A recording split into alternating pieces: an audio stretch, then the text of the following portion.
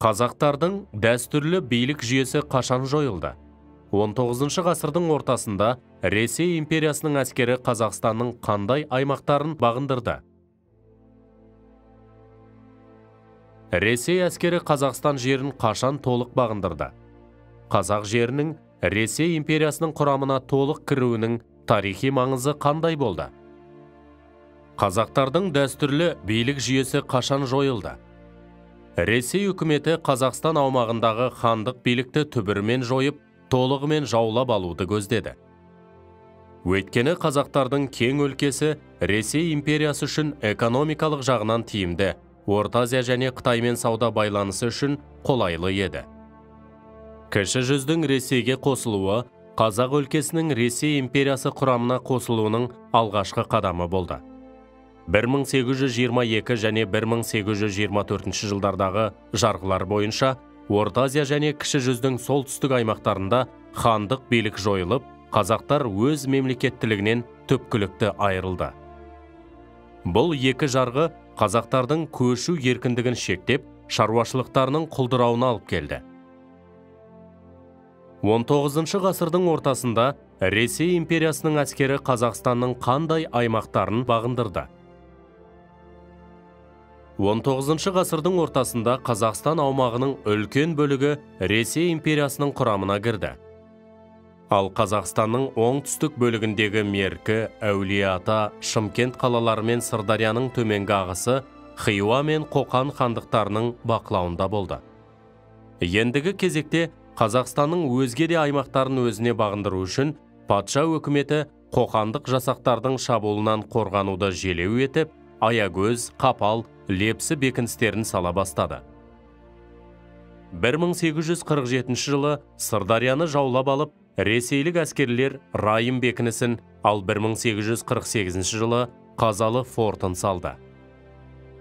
1851 жылы подполковник Карбышевтің отряды Қаскелеңдегі Тойшыбек бекінісін, 1853 жылы Орынбор генерал-губернаторы Перовский Ақмешіт бекінісін басып алды.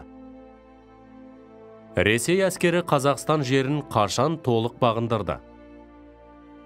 1860 жылдан бастап, орыс әскерлері қоқандықтарға қарсы әскери шабуылын бастап, 1860 жылы тамызда Тоқмақ, қыркүйекте Пішпек қалаларын бағындырды. 1860 жылы қазанда подполковник Колпаковскийдің бастауымен Ұзынағашқа жақын жерде орыстардың қоқандықтарға қарсы шайқасы болды. Қоқан әскері құрамында қазақтар да бар еді. 1864 жылы маусымда орыс әскерлері Меркі, Әулие-Ата, Түркістан қалаларын, қыркүйекте Шымкент қаласын басып алды. Бұл қалаларды қорғауға Сыздық Кенесары ұлы бастаған қазақ жауынгерлері белсенді қатысты. Осылайша, патша өкіметі әскерлерінің Ұлы жүз аумағында жүргізген соғыс қимылдары Қазақстанның Ресей империясына толық қосылып бітуімен аяқталды. Қазақ жерінің Ресей империясының құрамына толық кіруінің тарихи маңызы қандай болды? Орыс әскерлерінің іс-қимылдары нәтижесінде қазақтар Орта Азия хандықтарының басқыншылығынан азат етілді. Патша үкіметінің Жетісу мен оңтүстік Қазақстан аумағына экспансиясы басталып, бір езгі екінші езгін алмастырды. Жаулап алу нәтижесінде алым-салық мөлшері көбейіп, еріксіз жұмыстың түрлері енгізілді. Патша үкіметінің соғыс қимылдары салдарынан шаруашылық күйреп, қалалар қирады, мәдени ескерткіштер тапталды. Мәселен, екінші Мекке аталған Түркістандағы Қожа Ахмет Яссауи кесенесіне атылған снарядтардың 11-і кесене қабырғасын тесіп өтті. Ресейге қосылған Орта Азия мен Қазақстан аумақтарын басқару үшін орталығы Ташкент қаласы болатын Түркістан генерал-губернаторлығы құрылды.